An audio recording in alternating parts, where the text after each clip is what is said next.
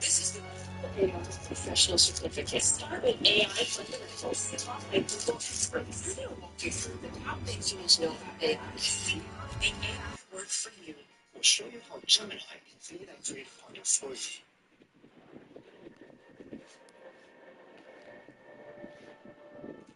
To understand what the complex gag using these three dimensions behind Shiesty, we'll go way back to the start. The 8th of November 1999, that's when Shiesty real name Latrell Williams Jr. was born in Memphis, Tennessee. It would be here that he would spend much of his early life growing up in the Cape Creek apartments in South Memphis, not far from the Castanea Heights neighborhood, where another Memphis rap sensation, Young Dolph, actually hails from. But Shiesty would not be the first rapper in his family. Actually, his father, Latrell Williams Sr., would also make music under the rap name Mob Boss, and even had his own record label, Mob Ties Records. But much like his son later on, Mob Boss would eventually find himself caught up in repeated legal troubles too, each time ending up behind bars and putting his rap career on hold. So clearly, the apple doesn't fall far from the tree. In fact, Shiesty father's criminal history stretches all the way back to at least the early 90s, when local news reported how he was arrested for a murder of an 18-year-old named Harold Williams when he was probably 15. Due to his extremely young age, it's not clear exactly what happened to these murder charges, but in the following years, Shiesty's father's name would keep popping up in local news in relation to various serious crimes. Already the following year, in 1993, he would allegedly accidentally shoot and kill his girlfriend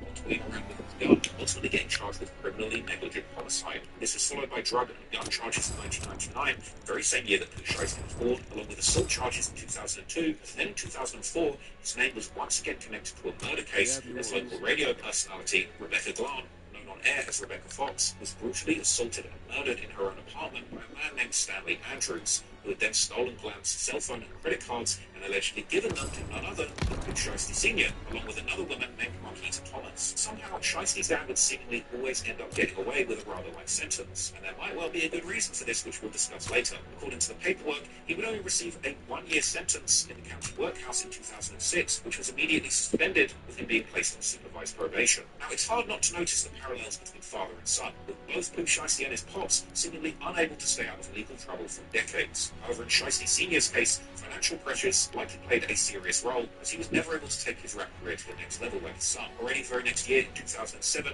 he ended up getting caught inside a trap house where police recovered more than 3 pounds of cocaine, nearly 5 pounds of Mary Jane, close to 100 e-pills, crack, a pistol, and over 11 grand in cash. The case, combined with his earlier convictions, seemed to finally land Shiesty Sr., aka Mob Boss, some real prison time, with this being marked by a farewell bash held in his honour in April 2010, before he seemingly went on to serve his sentence. According to court documents, Shiesty Sr. was the primary custodial parent to his son. While he had been unable to stay away from the crime, he was eventually raising a young Shiesty on Instagram lives. Years later, he moved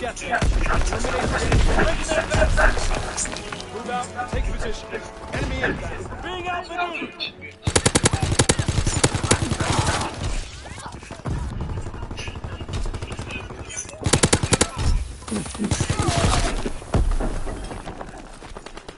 Firing battery 1. Target position confirmed.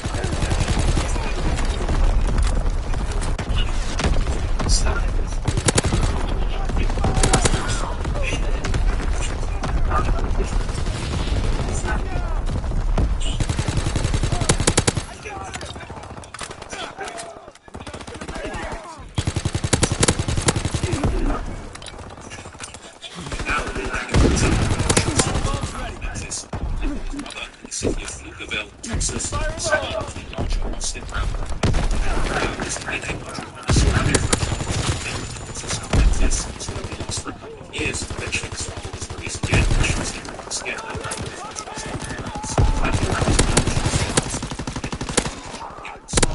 social media.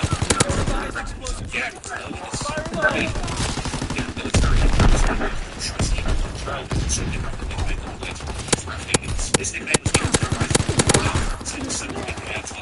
nickname according to Shiesty himself reflected on his to be living in the United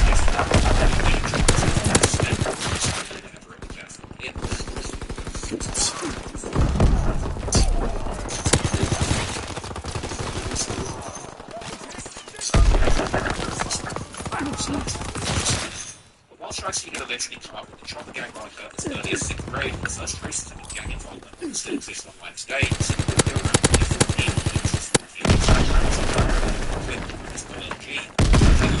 Shiesty at the time went on Facebook by another nickname, Blue Bezel,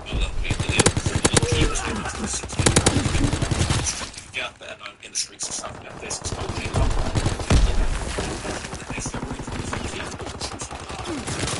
Loading up had been a highly respected youngster in South Memphis. Was close to Memphis in Memphis rap. This includes gangster mafia, as well as the young mob, as was allegedly led in the wave of revenge killings. GSM and Gayland, I feel, can be represented by we see the entry into love, I reckon, #LNG in his early YouTube videos. One reason why the generics Get on the way. Check the out. social media, 2016,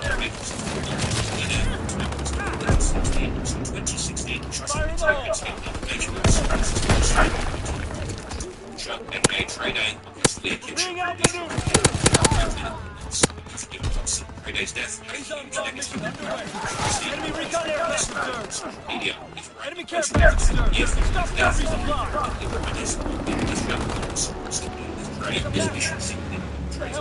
He can seem to blame himself and explain how it would be a different situation. Just with him. The system increasingly sees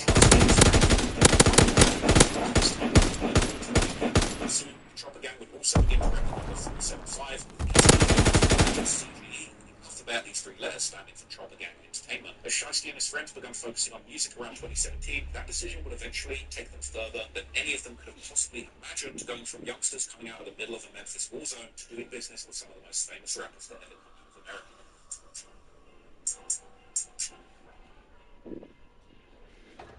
When you're a Shell Fuel Rewards member, you get more. More rewards, more savings, more special offers. Like when you join, you'll...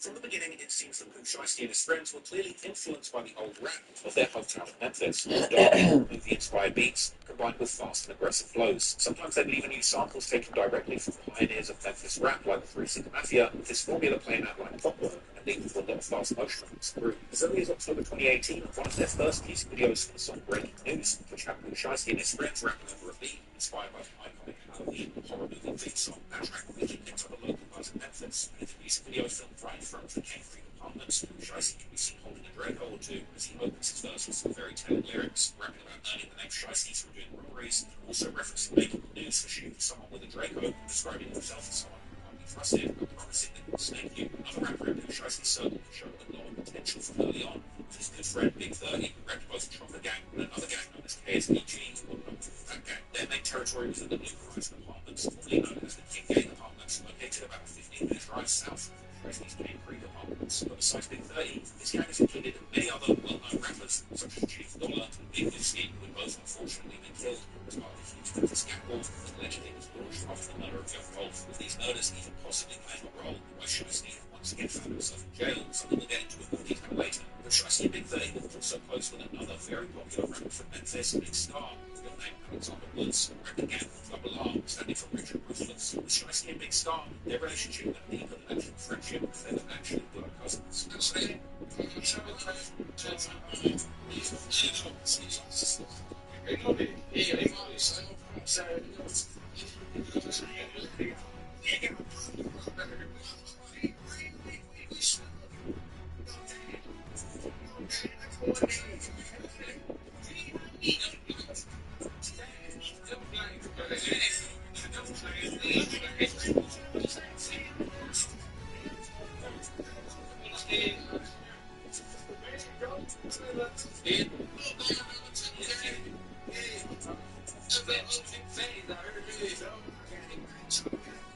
While all these crews were increasingly focusing on music, the streets would keep taking away their friends, and almost exactly 1 month before Shiesty and his friends would release their first hit, Breaking News, a beloved Double R member, Two 3, real name Military Boone, was shot and killed together with his father and a third man after a fight between two groups would escalate into a shooting when the Chopper Gang stood in the Cane Creek Apartments. But despite the mounting losses that undoubtedly took a toll on Shiesty and his friends, they would stay focused on their music dreams, pushing out song after song, and a couple of years later, Shiesty and his cousin Big Star would end up having a surprisingly similar career trajectory, as they would both end up getting signed to the legendary Atlanta rapper Gucci Mane's 1017 record label in 2020, and that year, both of their careers would blow up to the next level, as they would push out music independently as well as together, along with Gucci Mane. And all of these videos now have tens of millions of views on YouTube, while Shiesty also dropped new progressing in silence with his friend Big 30, who at this point had already signed a deal with Memphis rapper Moneybagg Yo and his Red Gang Entertainment. However, around this time, unwanted tension begun to surface between Big 30 and Gucci Mane. At one point, Big 30 would post a photo of himself with Shiesty and Gucci, captured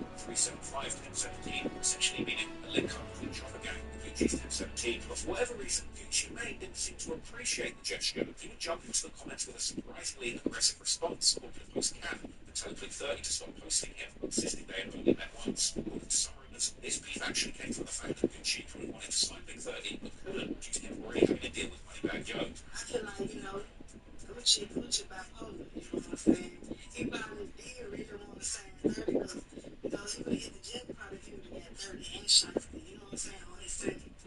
But, 30 was already signed the bag, so you can't expect him to be like, you bag, I'm gonna go sign with Gucci just because Gucci won't be signing him. Over years later, during a No Jumper interview, Big 30 would address the situation, downplaying it as nothing more than a misunderstanding, claiming that Gucci Mane had actually apologized, that the issue had been resolved a long time ago. One thing that did go viral, how did you feel? Like, I think you had posted a picture of Gucci, and then Gucci was like, I met you one time, so how did you feel when he had said that, and then what was your relationship like now? I mean, as soon as I seen this, it was like, when he had shot the first time, I thought him on the phone, so, you know what I'm saying? I ain't gonna talk about what was said in this, but long story short, just when I ran out to the fix it, we can get it better now. They flipped out to Miami, and free song, free video, you know what I'm saying?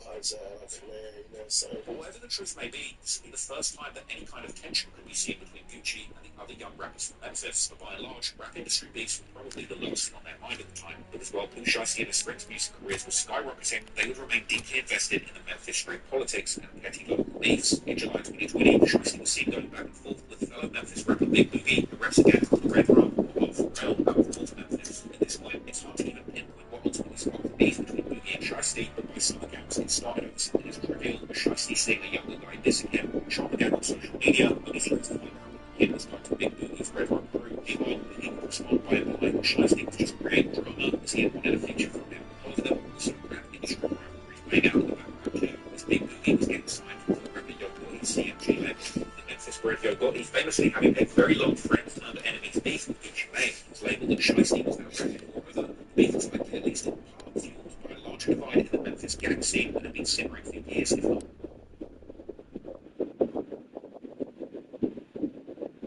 If I take long to respond, I'm on the game. I apologize because I don't want to leave you empty-handed on Reddit and shit. So if I take long to respond, I'm just on the game. My apologies.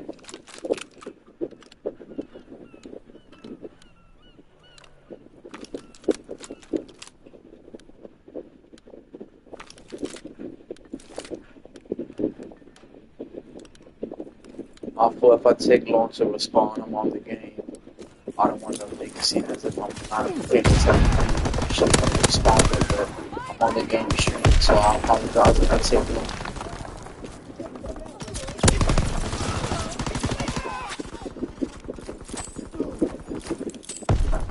I should even go.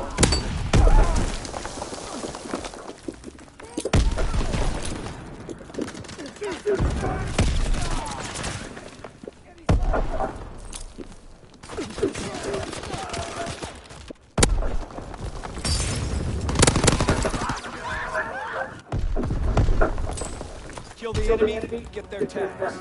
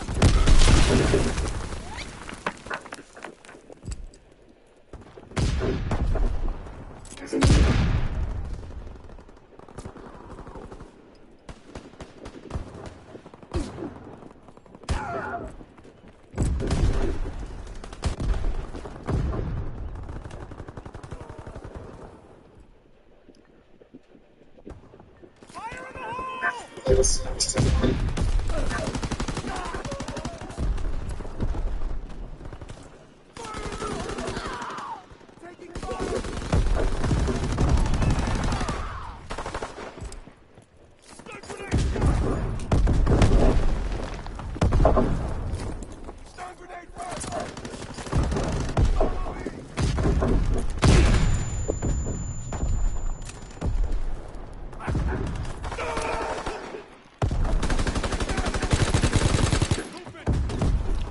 Kill confirmed. Lose it!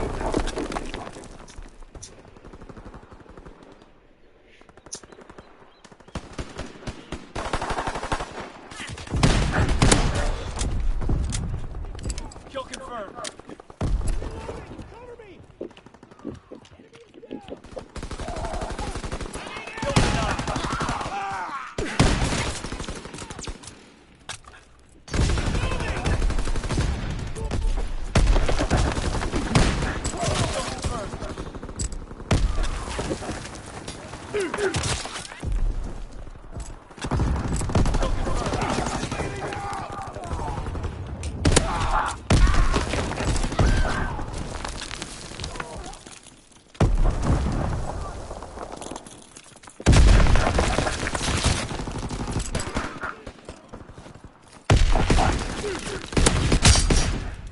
Incoming enemy artillery! Get to cover!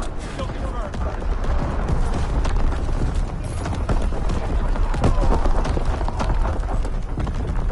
Enemy mortar fire incoming! Fall back! Fire and maneuver! He's down! I need covering fire! He's in!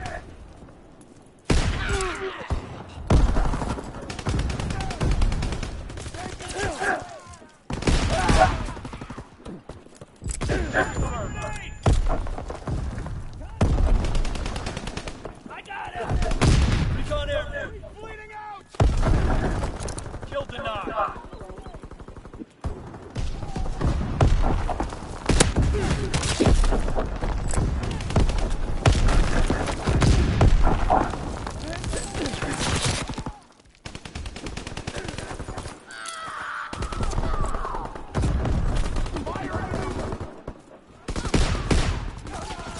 Kill confirmed.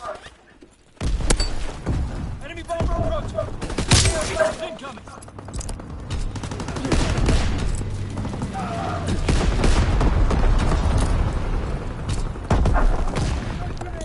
Kill denied. Move a shot! Fall back! Retreat! Retreat! In these situations, once you want being offensive, they even gone as far as to retaliate physically, which I just think in this situation, I can see exactly why it would happen. And they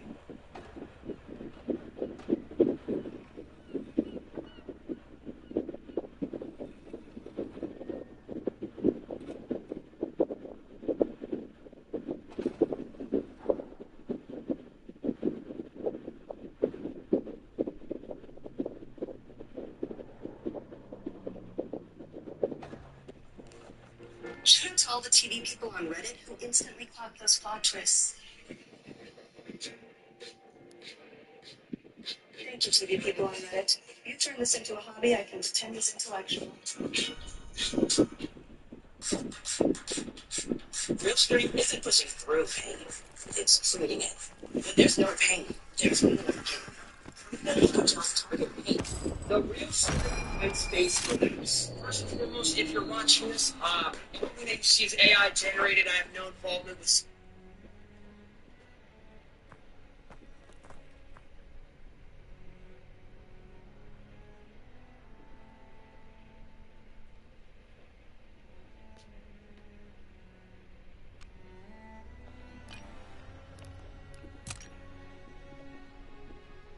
How much more powerful is Dr. Doom compared to Thanos? And will of interest to station was this epic moment? I'm Eric Austin, the New York Series channel. Welcome to another episode of The Road to Doomsday, our weekly Marvel Rewatch podcast series where we look back at and discuss the films that paved Doomsday. The Avengers Doomsday trailer is finally here, publicly in our lives. And on this blessed Saturday at Marvel Studios Hall H Comic-Con panel, we are revisiting one of the most important films on our watch list, 2018's Avengers Infinity War. Jessica Clemens and I talk about how Infinity War in particular serves as an interesting blueprint for the way the Russo brothers will probably structure the story for Doomsday. And we're going to compare and contrast the missions of Doctor Doom and Thanos. If this is your first episode of this podcast, welcome! We have a lot of great episodes to check out. You're definitely going to want to get a seat for this one, because when Doctor Strange used the time stone to look into the future, you know the real future that he saw was one of doom.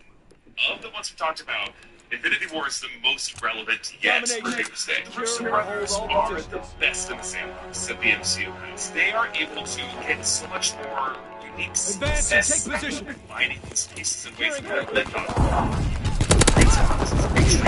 They invested that, and I think Doomsday can deliver. What did it cost? It has in $1 million or so to bring back Marvel Studios break in Avengers Doomsday and kind of recreate the magic of Avengers Infinity War. Yes, Eric and Chester are talking about 2018's Avengers Infinity War.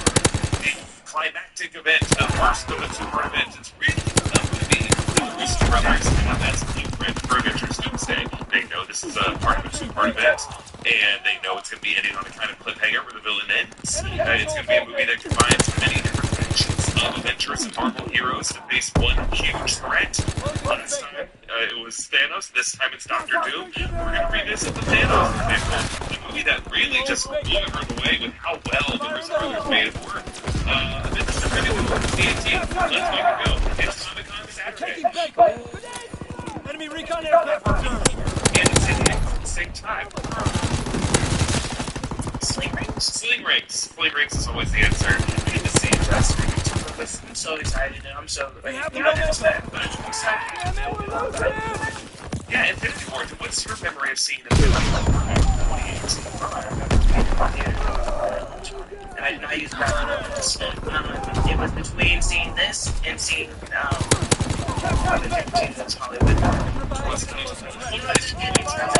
It was in game. I just hadn't seen the response from Hollywood versus then seeing it game. You know, it's like there's too many here for a game. There still was the second week I went.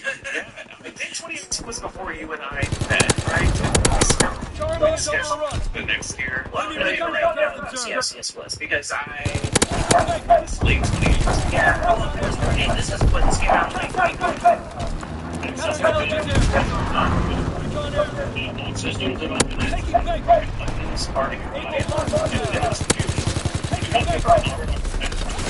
system. Meet Butterfly Labs, the leading telephone entry system with 5,000 station maps. Today, I want to show you why a modern video intercom and intercom system empowers your residents to open and manage doors from the smartphone. They can receive video calls from guests so they can see exactly what's at the door and grant access to video. Great visitor passes for repeat visitors like friends and family. And delivery passes for couriers like never miss another post. You can easily manage access permissions and see a time and date stamp log of store entries all at your fingertips. And with the built-in HD camera, you always have clear access to your property. The Butterfly Next system is not grocery and heat, so you can elevate so whether you're looking for enhanced security or a seamless experience for your residents, Butterfly Next delivers that. Ready to simplify your access to visit ButterflyNext.com to schedule a free demo and experience the future of digital.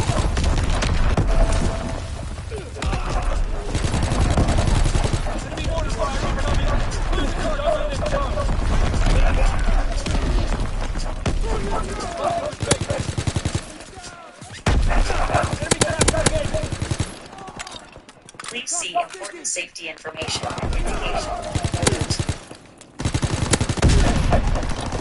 Eagle is overrun. Got him man down. Capturing Big.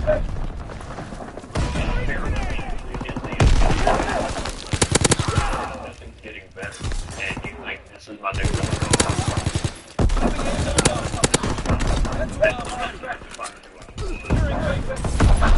Fire in the hole. shame. Capture two.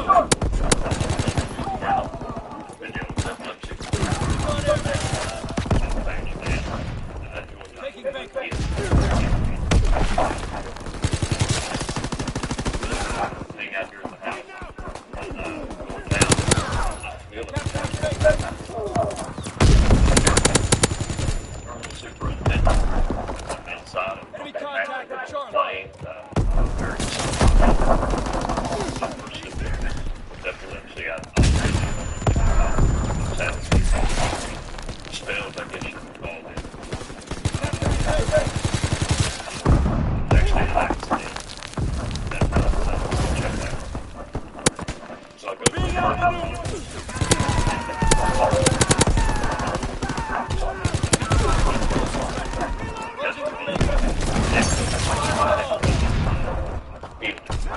Enemy paratroopers surround us. reach out to damn dash, Chris. Enemy bomb incoming. Get the cover. So for London. Enemy capturing Charlie. Once I saw the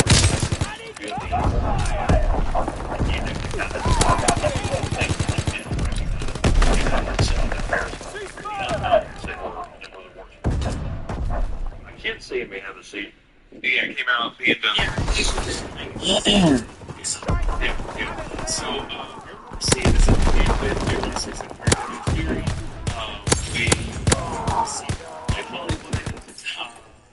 We were shocked. We were kind of blown away by the way Marvel Studios actually pulled the trigger and dusted it for the people. And it started kind of like a real like hot streak of new rock stars as like a Marvel YouTube channel. Like this period, Infinity War, leading up to Dukes, leading up to Endgame, we started just pumping out theory videos because we realized there were so many unanswered questions about like what was going else dusted in this universe from what has been, and what else they have to realize. And we were asking those questions and coming up with the answers to them really just kind of like ran into Rockstars as like a channel that we were interested in, and it was like our most successful 12 months in that so grateful to Russo Brothers for making that movie as great as it was, and it's really, really fun to revisit. Was insane.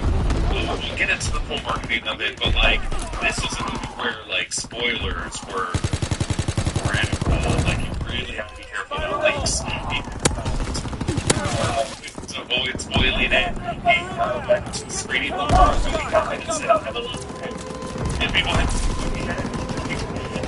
say, and it's Buffalo, she is D23 said like wait till this next one and everyone dies and then she goes into and it's still out there and like only 6 months or almost a year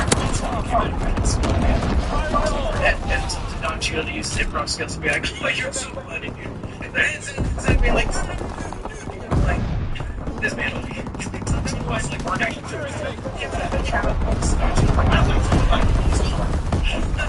hey dude please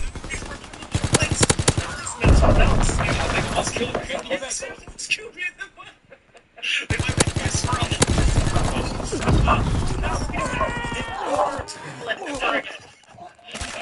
But I did have a lot of fun interviews with Tom Holland and Benedict Cumberbatch. Press circuit for it. It was just very fun to see these two English actors with the elder standards.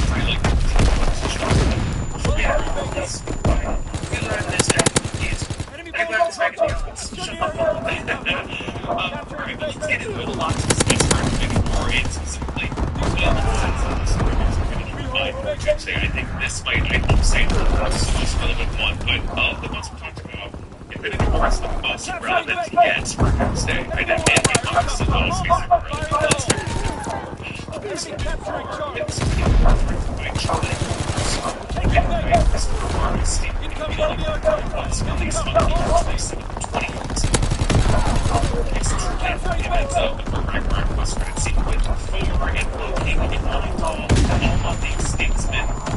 That left the ruins of Asgard, and now they've been approached by the sanctuary Thanos with Thanos.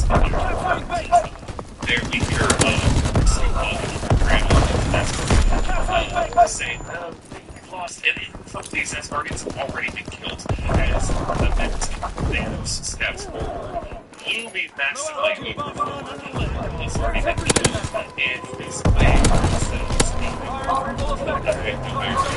experience failure that had killed the legs ready to jelly. It's a perfect speech. It's there too, you know, you think of the city, it's like midnight, purposefully, Is he the one that is very the one? Okay, but yeah, his fist is the one that was also. They like showed the identity of a bunch of different people's like bits that were left behind after Infinity War, and it was like he is the one. Yeah. It was his bit. It's a great fight where Hulk comes out and just gets is it by Thanos. So we've seen like Hulk totally KO. Kind of like Star Trek technology or anything like that. Like Hulk gets knocked out and it's that's actually intense right away. And then Thanos destroys the Tesseract that locates the Space Stone beneath it. And he dies as well. So right away, Thanos has already had the 6 dots of Power Stone and the Space Stone in his gauntlet. It's terrifying. Luckily, but this whole idea of Loki died at the beginning was probably heartbreaking of them. Like, opening scene and Loki died. Can you say this? Hopefully, you say Loki, right?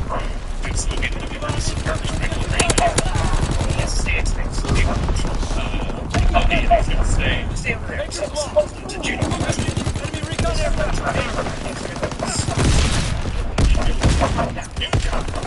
his fingers loosen a little bit, they'll be feeling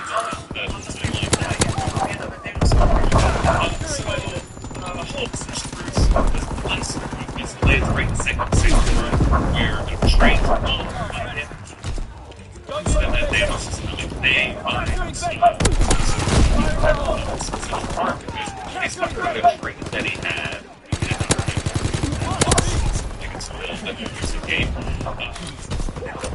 Arrives to New York, and their target is the Time Stone and Doctor Strange's necklace. We get this great speech from Hulk explaining that the Time Stone's Rathbal's conversion from blood story targets the Galaxy Point 1, brings us to the significant singularities that we have the Big Bang. Officially named once the six are in the complete edit style variety. But then, what the crimes did, New York City, Peter Parker and Parker, this is take a look at his way to the field trip that enjoys the great Tony Stark, Balls, Ebony Moss Woodward. It's a lot of fun. But during this, we find out that Bruce Banner is unable to summon Hulk. Hulk, feeling so much shame for getting his ass beat, cannot come out to play in this movie. The Black Order takes Strange into their spacecraft because he's not able to just remove the Time Stone. There's like a specific spell that Doctor Strange has put over it. Tony powers up in his new nanotech armor to go chase them. Peter has a new spider armor, finally put on the armor that we saw at the end of Spider-Man Homecoming, and joins them, and they're all going to space. So that's one faction. We got Steven, Tony, and Peter all on the Q ship with Ebony Maw, headed back to Titan. Meanwhile, the Guardians of the Galaxy show up in this movie, responding to a distress call from the now destroyed Asgardian ship and smacking the Thor. Thor and Gamora are able to talk about what exactly Thanos is, what his backstory is. We find out that Gamora, her whole right, people were killed by Thanos and his forces in the past, and that he gave her this little dagger that he bounces on his finger. The Guardians of the Galaxy are weirdly mystified by Thor's Asgardian body. Drax is very complimentary. Peter Quill is very upset at how much attention this space pirate is getting. But basically, Thor decides to head to Nidavellir. He's going to craft a new weapon to fight Thanos. And Rocket Raccoon's like, I'm in. And Teenage Groot, as he now is also in. Meanwhile, Star-Lord, Gamora, Drax, Mantis are going to head to nowhere to keep Thanos from getting the Reality Stone. Because as we saw in the post-credit scene of Thor: The Dark World, that's where the ether was transported. So on Earth, Wanda Maximoff and Vision are basically feeling each other, to use their words, as they're in Edinburgh, Scotland. They're interrupted by another contingent of the Black Order who are looking to pry the Mind Stone from Vision's forehead, and the Black Order nearly get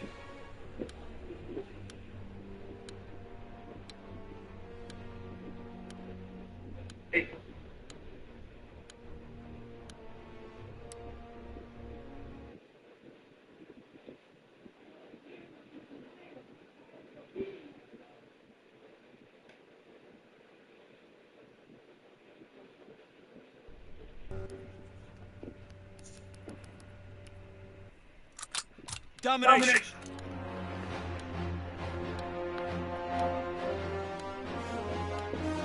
Yeah, it's hard to explain, just kind of rise it in there. But Steve Rogers and Natasha Romanoff and Sam Wilson Falcon arrived to join the fight. They've been on the front events of Captain America Civil War, and now this faction of Avengers is reunited. Meanwhile, we have to face the Guardians of the Galaxy run to nowhere and find out that Thanos already has the Reality Stone. So Lord is using the camera there. Weaving these part of an illusion at this point. There's so many illusions everywhere. The Reality Stone only gets to be deployed in such interesting ways. The Reality Stone could have been used for horrific ways in this movie. It takes bubbles in the form of toys and, turn them into just like... Yeah, you kind of mess with them. You atoms that are separated because David, Jake Gyllenhaal's character, Mysterio, go to Mysterio and just made them go crazy. Their own skin for like the next 2 hours. Like, there's no way they can stop them. Also, the Reality Stone seems to be their program here. Which is why it's not perfect. First debates. They're built just killer. So that Thanos can't extract the location of the Soul Stone.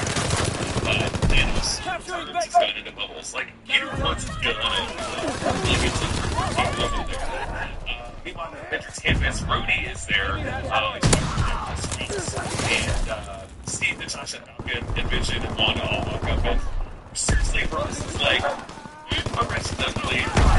And then basically Rhodey just wipes the call over and he goes, that's this is what Bruce finds out there's both an Ant-Man and a Spider-Man in this universe. It's been news to him because it's been awful and all right for a long time. Capturing Baker! They're capturing him!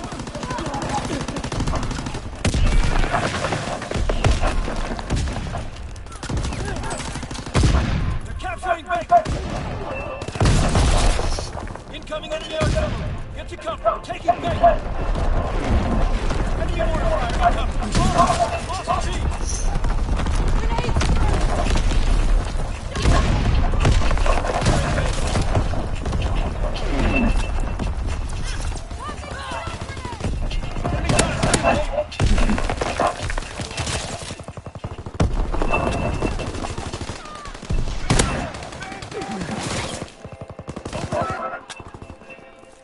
Securing A.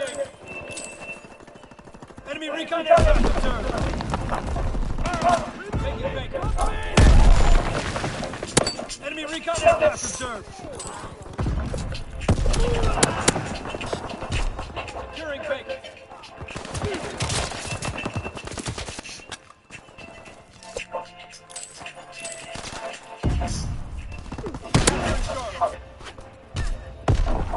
Enemy recon aircraft observed.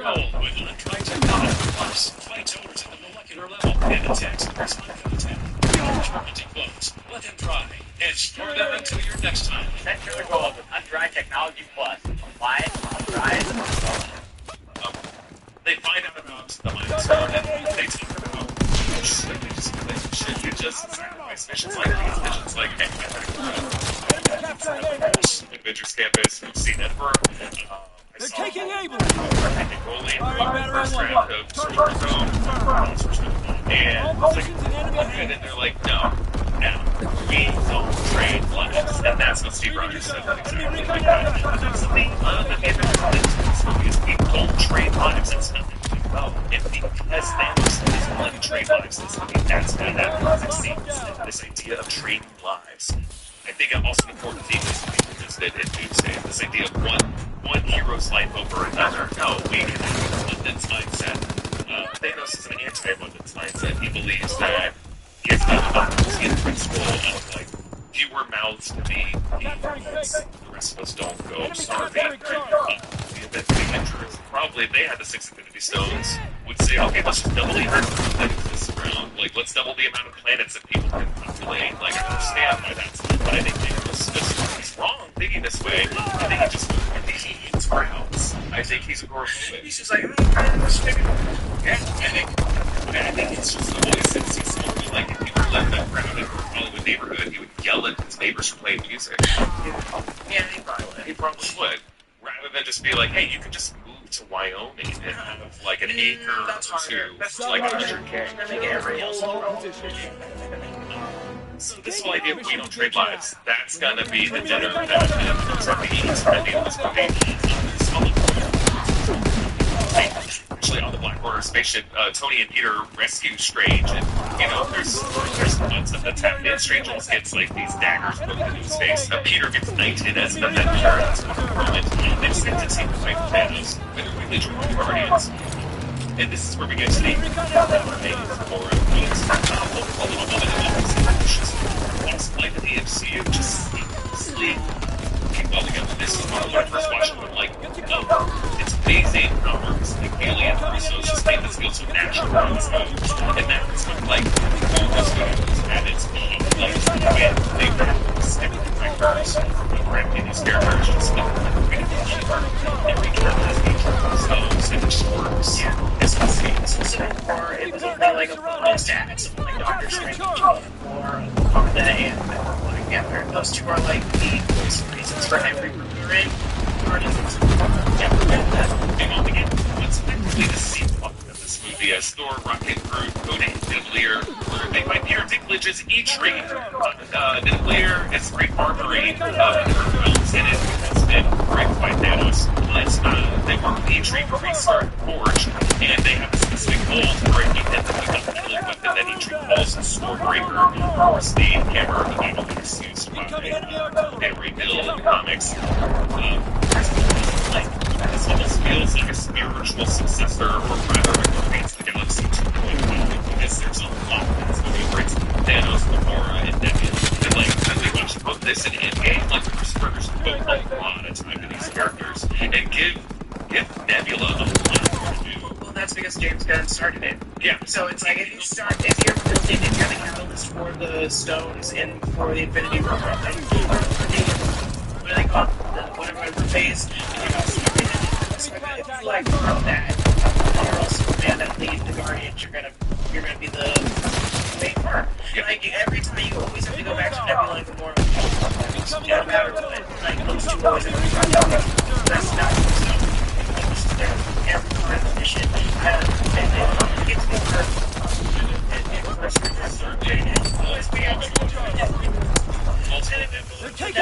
One being bad, one's being good. Like, and Nebula's the only person not afraid to kill herself. It gets too probably, but yeah, that was the part. Right, totally. And it's wild that we cut away from the Battle of Earth and Endgame to just like seeing two different Nebulas.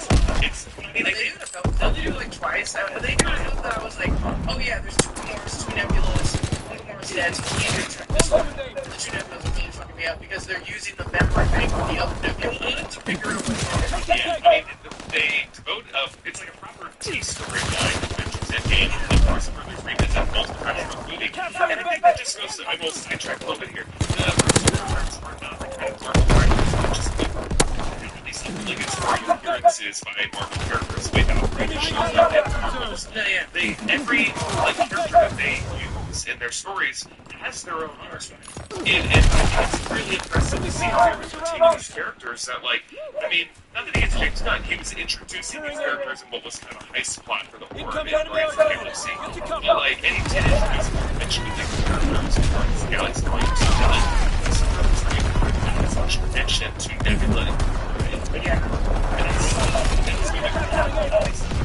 again,